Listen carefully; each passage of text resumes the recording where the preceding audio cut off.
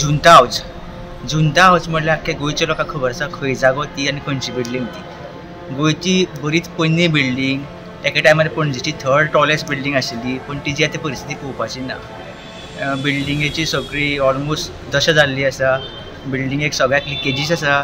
तशेंच बिल्डिंगेक खंय ना खंय तुमी पळोवपाक शकतात की तुमी फाटल्यान पळोवपाक शकतात की बिल्डिंगेक सगळें चितळिल्लें आसा। खंयीय बिल्डिंगेचो ते बिल्डिंगेक फूग मारलेली आसा।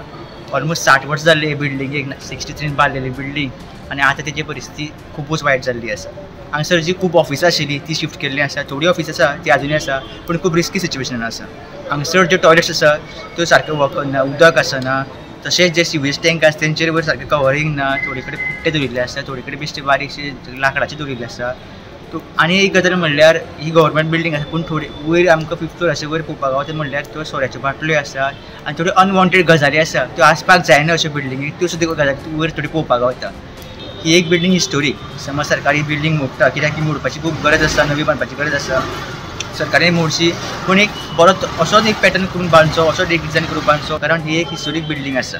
स्टुडंटा खातीर श्री कुंकळकार।